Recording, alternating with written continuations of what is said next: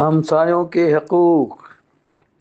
اللہ کی عبادت کرو اور اس کے ساتھ کسی کو شریک نہ کرو۔ ماں باپ کے ساتھ بھلائی کرو اور رشتہ داروں، یتیموں، محتاجوں اور رشتہ دار ہمسایوں، اجنبی ہمسایوں اور پہلو کے ساتھی یعنی پاس بیٹھنے والے اور مسافر اور اپنے باندی غلام سب کے ساتھ احسان یعنی نیکی کرو۔ سورہ نساء آیت 36۔ رسول اکرم صلی اللہ علیہ وآلہ وسلم نے فرمایا، جو اللہ اور آخرت کے دن پر ایمان رکھتا ہے وہ اپنے پڑوسی کو تکلیف نہ پہنچائے۔ بخاری 6018۔ کوئی شخص اپنے پڑوسی کو اپنی دیوار پر کڑیاں رکھنے سے ہرگز منع نہ کرے۔ بخاری و مسلم۔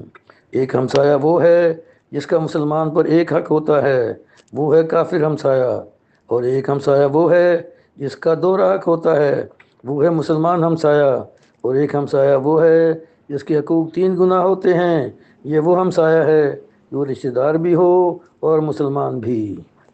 حضور اکرم صلی اللہ علیہ وآلہ وسلم نے ہمسایوں کے حقوق بتاتے ہوئے فرمایا کہ اگر اسے مدد کی ضرورت ہو تو اس کی مدد کرو، اگر وہ کچھ قرض یا ادھار مانگے تو اسے دے دو، اگر وہ غریب ہے تو اس کی حاجت روائی کرو، بیمار ہو تو اس کی تیمارداری کرو، اگر مر جائے تو اس کے جنازے میں شرکت کرو، اگر اسے کوئی خوشی نصیب ہو تو اس کی مسرت و شادمانی میں شریک ہو کر اسے مبارکباد دو، اور اگر اس پر کوئی مصیبت پڑ جائے تو اس کے رنج و غم میں شریک رہو۔ اپنے گھر کی دیوار اتنی اونچی نہ لے جاؤ کہ اس کے گھر میں ہوا کی آمد و رفت رک جائے۔ طبرانی۔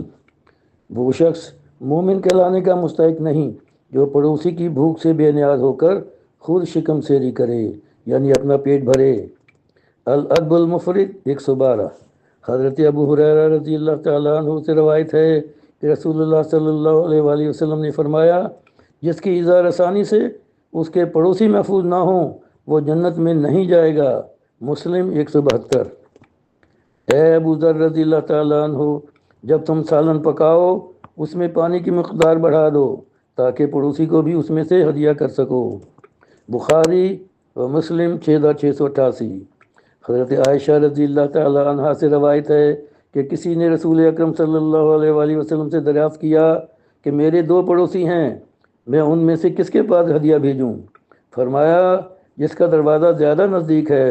بخاری 6020۔